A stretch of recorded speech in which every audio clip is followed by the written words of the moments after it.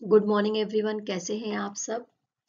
मैं नंदिनी सिंह स्वागत करती हूं आपका अपने channel wifi study with Nandini में, जहां पर हम डिस्कस करेंगे 3 अप्रैल के करंट अफेयर। ओके।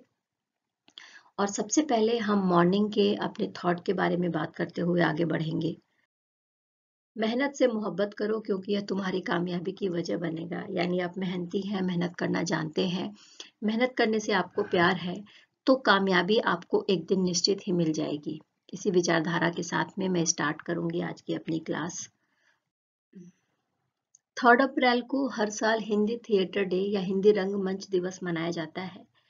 इसकी जो पुष्टि करी गई थी, इसके बारे में जब बताया गया था, वो किसके द्वारा बताया गया था वो देख लेते हैं। तो 1967 में जो आचार्य रामचंद्र शुक्ल जी हैं, जिनका हिंदी साहित्य में और हिंदी साहित्य के इतिहास में बहुत ही विशेष योगदान है, उनके द्वारा ही पहली बार नाटक जिसका नाम है जानकी मंगल, उसको प्रामाणिक तौर पर पुष्टि करी गई थी कि ये जो नाटक है जिसका नाम है जानकी मंगल, उसको पहली बार 3 अप्रैल 1868 को बनारस में रंगमंच पर दिखाया गया था।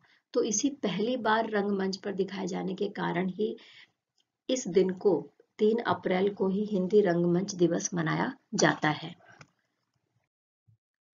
देखिए, अभी जो ये सेशन खत्म हुआ है, जो फाइनेंशियल ईयर खत्म हुआ है 22-23 का। ओके। तो इस 22-23 के ईयर में भारतीय रेलवे ने कौन कौन सी अचीवमेंट हासिल करी है, कौन कौन सा काम किया है, वो सारा डेटा दिया गया है और उस डेटा के बारे में ही हम पढ़ेंगे अब, है ना। तो देखिए, भारतीय रेलवे ने बोला है कि जो ये वित्त वर्ष यानी फाइनेंशियल ईयर 22-23 गुजरा है, इसमें इन्होंने जो सामानों की लोडिंग करी है वो 2021-22 से ज्यादा करी है, और लगभग 7% ज्यादा सामानों की लोडिंग करी गई है भारतीय रेलवे के द्वारा फाइनेंशियल ईयर 2022 और 23 के लिए, है ना। जो क्या बता रहा है, जो भारतीय रेलवे के ग्रोथ के बारे में बता रहा है, उसके काम के बारे में बता रहा है। माल ढुलाई और राजस्व से रिलेटेड जो भी बातें हैं, उसमें ये कहा गया कि 2021-22 में 1418 एमटी की तुलना में वित्त वर्ष यानी फाइनेंशियल ईयर 22-23 के दौरान 1512 एमटी की माल की ढुलाई करी गई है, ऐसा रिकॉर्ड दिया गया है। और ये भी बोला गया है कि जिससे भारत के जो राजस्व है उसमें वृद्धि हुई है। कितने परसेंट की वृद्धि दर्शाती है, तो 27.7% की वृद्धि दर्शाती है ये, है ना। साथ में ये रेलवे का विद्युतीकरण किया गया है, जैसा कि हमने कल भी अभी पढ़ा था कि जो हरियाणा स्टेट है, वहाँ की जो रेलवे जो स्टेशंस हैं, उसमें फुली क्या हो गई हैं, विद्युतीकरण उसका कर दिया गया है ना। तो इसी फील्ड में हम देखते हैं कि रिकॉर्ड विद्युतीकरण किया गया है भारतीय रेलवे के द्वारा मिशन 100% विद्युतीकरण के तहत, जो कि दुनिया में सबसे बड़ा हरित रेलवे नेटवर्क बन गया है। और साथ में आपको मैं ये भी बता दूं कि जो रेलवे के आसपास का एरिया है, उसको हरित उस डेवलपमेंट के बारे में भी बात करी गई है। तो ये भी बताया गया है रेलवे मिनिस्ट्री के द्वारा, और बोला गया है कि जो पिछला रिकॉर्ड विद्युतीकरण था, उसकी तुलना में इस बार ज्यादा किया गया है, और लगभग 2.76% की वृद्धि दर्ज की गई है रिकॉर्ड विद्युतीकरण में। देखिए, रेलवे मिनिस्ट्री ने ये भी बताया कि नई जो लाइनें हैं, रेलवे लाइनें हैं, वो बिछाई गई हैं, ट्रैक का दोहरीकरण भी किया गया है, और साथ में ही जो पुरानी रेलवे लाइन हो गई थी, उनकी जगह पर उनको एक्सचेंज भी करने का काम किया गया है। और ये बताते हुए बताया गया है कि हर दिन औसतन 14.4 किलोमीटर लंबा ट्रैक बिछा दिया गया है रेलवे मिनिस्ट्री के द्वारा।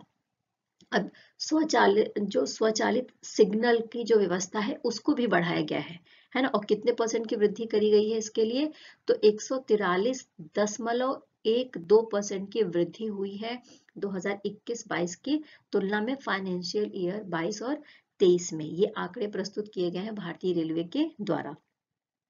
डिजिटली इंटरलॉक्ड स्टेशन यानी इलेक्ट्रॉनिक इंटरलॉकिंग का भी काम किया गया है ना। और इसमें भी बोला गया है कि 22-23 के दौरान 538 स्टेशनों को इलेक्ट्रॉनिक इंटरलॉकिंग प्रदान की गई है, जो 21-22 की तुलना में 27.79% की वृद्धि दिखाता है ना। तो ये सारी बातें हमारे जो भारतीय रेलवे है, उसकी ग्रोथ के बारे में बता रही है। देखिए, ये भी बोला गया है कि फ्लाईओवर और अंडरपास बनाया गया है, जो 2021-22 की तुलना में 7.14% की वृद्धि करी गई है और 1065 फ्लाईओवर और अंडरपास बनाए गए हैं। FOB यानी पैदल यात्रियों को क्रॉस करने के लिए सुविधा प्रदान करने के लिए 375 FOB का निर्माण किया गया है। संपर्क फाटक जो हटाए गए हैं, 880 संपर्क फाटक है जो भारतीय रेलवे के द्वारा हटाए गए हैं। यार्ड रिमॉडलिंग के लिए भी 414 स्टेशनों में इनको बनाया गया है, यार्ड रिमॉडलिंग को। इसके बाद गति शक्ति फ्रेट टर्मिनल है ना। अब माल ढुलाई में अपनी मॉडल हिस्सेदारी बढ़ाने के लिए भारतीय रेलवे गति शक्ति फ्रेट टर्मिनलों के विकास को प्राथमिकता दे रही है और इसके तहत यह बताया गया है कि 2022-23 में 30 फ्रेट टर्मिनल बनाए गए हैं। लिफ्ट या एस्केलेटर भी बनाए गए हैं जिससे कि जो दिव्यांग जन है, वृद्ध हैं, बच्चे हैं, वो आराम से ट्रैक पर या स्टेशन पर चल सके। तो ये भी बोला गया है कि 2022-23 के दौरान 215 लिफ्ट और 184 एस्केलेटर बनाए गए हैं भारतीय रेलवे के द्वारा। और अब तक की सर्वाधिक स्क्रैप बिक्री की गई है, ऐसा भी बोला गया है कि 21 और 22 का जो सेशन था उसमें 5,316 करोड़ रुपए की तुलना में 22-23 के दौरान 5,736 करोड़ रुपए की स्क्रैप बिक्री की गई है, जो कि 7.90% की वृद्धि दर्शाती है, जिससे कि ई नीलामी के माध्यम से ये काम किया गया है भारतीय रेलवे के द्वारा।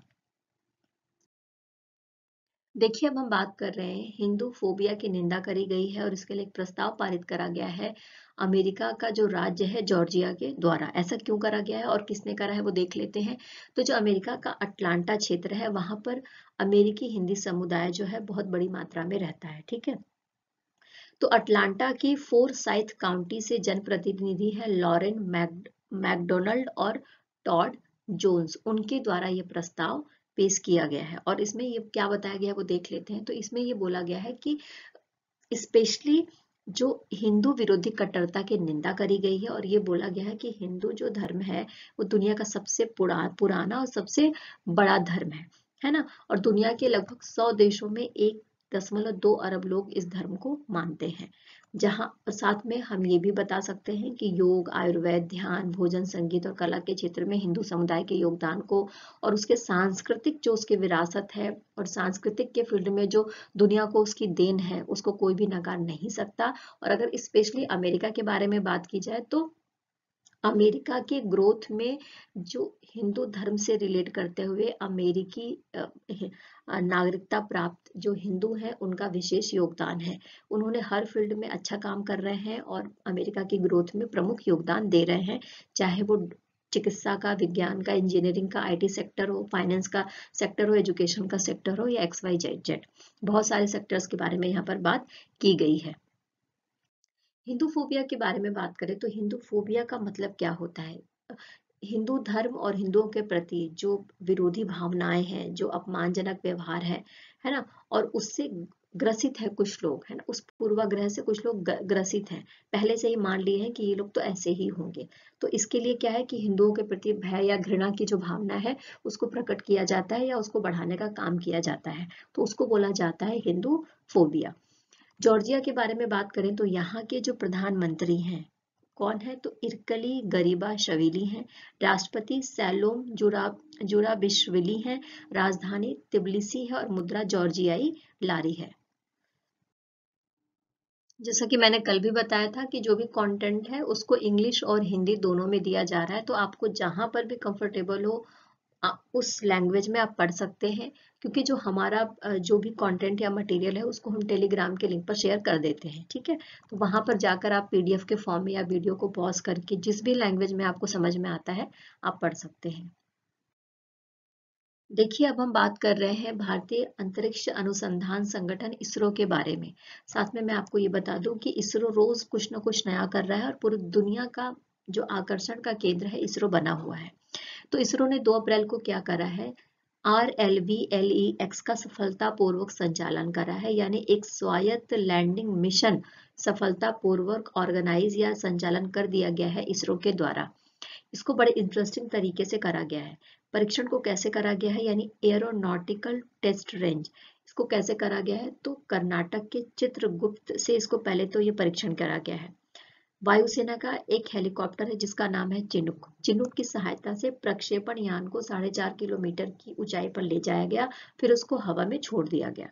ठीक है ना। तो 7:10 पर RLV ने उड़ान भरा और 7:40 पर ये ATR एयर स्ट्रिप में लैंड कर गया। यानी रियूजेबल लॉन्च व्हीकल के सहारे रॉकेट को दोबारा लॉन्च करा जा सकता है।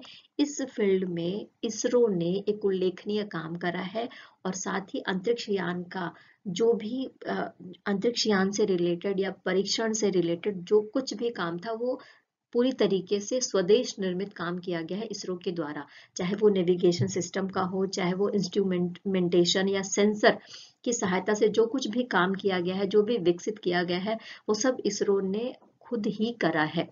तो अपने आप में ये बहुत बड़ी उपलब्धि है इसरो के लिए। अगर हम इसरो की बात करते हैं तो इसरो क्या है, भारतीय अंतरिक्ष अनुसंधान संगठन है। इसकी स्थापना 15 अगस्त 1969 को हुई थी, जिसके बारे में हमने कल भी पढ़ा था। साथ में भारतीय की राष्ट्रीय अंतरिक्ष एजेंसी है, और ये आपको आंध्र प्रदेश के श्रीहरिकोटा के सतीश धवन अंतरिक्ष केंद्र से अपने अंतरिक्ष रॉकेट को लॉन्च करती है। इसका मुख्यालय हमें बेंगलुरु में मिलेगा, और इसके अध्यक्ष कौन है, तो एस सोमनाथ जी हैं।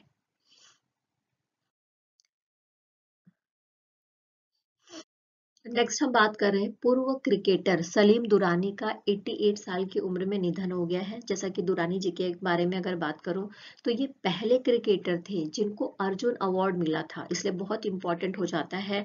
एग्जाम में जरूर पूछा जा सकता है कि वो पहले क्रिकेटर कौन थे जिनको अर्जुन अवार्ड मिला है।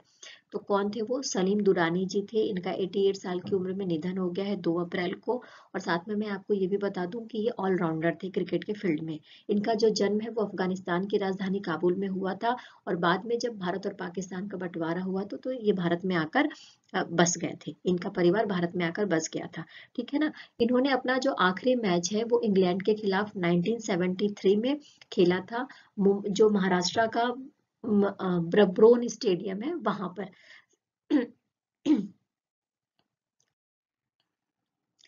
11 दिसंबर 1934 को बॉर्न हुए थे अफगानिस्तान के काबुल में। और साथ में आपको बता दूं कि गुजरात का जो जामनगर है वहां पर ये अपने यंगर ब्रदर के साथ में, जिनका नाम है जहांगीर दुरानी, उनके साथ रह रहे थे।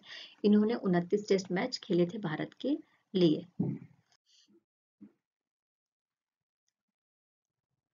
अब हम बात कर रहे हैं कोलकाता के बारे में, जहां पर एक व्यक्ति ऐसा मिला है जिसकी उम्र 61 साल है। उसके अंदर घातक प्लांट फंगस रोग से संक्रमित पाया गया है, और पूरी दुनिया का पहले तरीके का केस उभर कर सामने आया है।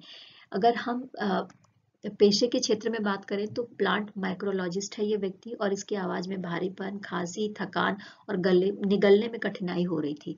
तो जब इसके गर्दन की स्कैनिंग करी गई तो गर्दन में फोड़ा दिखा, और पस की जब जांच करी गई तो पाया गया कि इसमें प्लांट फंगस जिसका नाम है कॉन्ड्रोस्टेरियम पर यूरियम, इस ये पाया गया है। मतलब ये जो फंगस है जो स्पेशली प्लांट्स में पाया जाता है, जिसका नाम है कॉन्ड्रोस्टेरियम पर प्यूरियम, ये वाला जो फंगस है वो उस इंसान के अंदर पाया गया है, जो पेशे से क्या है, एक प्लांट माइक्रोलॉजिस्ट है। 61 साल की उम्र है, कोलकाता का रहने वाला है, और दुनिया का पहला ऐसे व्यक्ति बन गया है जिसके अंदर इस तरीके का प्लांट फंगस पाया गया है। जैसा कि हम सबको पता है कि आईपीएल स्टार्ट हो गया है, तो अब जो है इंडियन प्रीमियर लीग यानी आईपीएल से रिलेटेड कोई ना कोई न्यूज रोज हमें देखने को मिलेगी। तो जो सीएसके के कैप्टन है, सीएसके यानी चेन्नई सुपर किंग्स के कैप्टन कौन है, एमएस धोनी जी हैं, जिनके बारे में हम सबको पता है। तो वो सबसे ज्यादा ओल्डेस्ट कैप्टन बन गए हैं आईपीएल की हिस्ट्री में, है ना। और इसके पहले ये रिकॉर्ड किसके नाम था, तो इसके पहले ये रिकॉर्ड था शेन वॉर्न के नाम। अगर हम एमएस धोनी के बारे में बात करें तो इनकी जो एज है वो क्या है, ये 41 साल के हैं, और 41 साल 267 दिन के हैं जब ये आईपीएल में किसी टीम के कैप्टन बने हैं। नेक्स्ट हम बात कर रहे हैं G20 बैठक के बारे में। हम सबको पता है कि G20 की अध्यक्षता इंडिया कर रहा है, तो इसकी जो अलग अलग फील्ड में मीटिंग्स हैं वो हो रही हैं, है ना।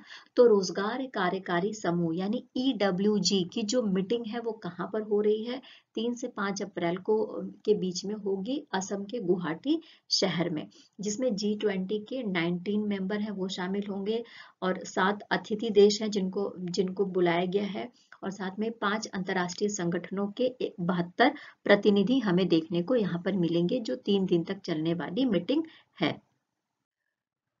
देखिए, अब हम बात कर रहे हैं G20 की जो बैठकें चल रही हैं उसमें क्या है, जो हमारा जो खनन मंत्रालय है या खान मंत्रालय है या माइनिंग मिनिस्ट्री है, उसके तहत EWG की बैठक करी जाएगी, जिसमें क्या बात करा जाएगा, ऊर्जा स्रोतों के बारे में स्पेशली बात करी जाएगी। और ये जो बैठक है वो इसकी जो पहली बैठक है फरवरी 2023 में कर्नाटक के बेंगलुरु में आयोजित की गई थी, और जो दूसरी बैठक है वो 2 से 4 अप्रैल 2023 तक गुजरात के गांधीनगर में आयोजित की जाएगी। इस सेशन में इतना ही दोस्तों। जैसा कि हम सबको पता है कि संडे की वजह से मंडे को न्यूज़ हमेशा कम होती है, तो जो कुछ भी है वो सब कुछ सामने लेकर आने की कोशिश रहती है मेरा, और साथ में ये भी कोशिश रहती है कि जो भी कंटेंट है, मटेरियल मेरे पास है, वो मैं अच्छे से आपको समझा पाऊँ, प्रोवाइड कर पाऊँ। और अब मेरी ये भी कोशिश है कि इंग्लिश और हिंदी दोनों लैंग्वेजेस में मैं अपने कंटेंट को और मटेरियल को लेकर आऊँ, है ना। तो इसी फील्ड में मैं काम कर रही हूँ, तो प्लीज़ मेरी हौसला अफजाई करते रहिए, मेरे साथ बने रहिए, चैनल को लाइक करते रहिए, शेयर करते रहिए और ज़्यादा से ज़्यादा लोगों तक पहुँचाइए, जिससे कि सबको इस चैनल के माध्यम से बेनिफिट हो सके। जो भी मटेरियल या कंटेंट है, जैसा कि आप सबको पता है कि टेलीग्राम के लिंक पर शेयर कर दिया जाता है PDF के फॉर्म में, तो वहाँ पर जाकर आप अपने नोट्स बना सकते हैं, पढ़ सकते हैं, और किसी भी लैंग्वेज में अगर आपको समझना है तो समझ सकते हैं, इंग्लिश और हिंदी बोथ। ओके, आज के लिए इतना ही। Take care and bye bye.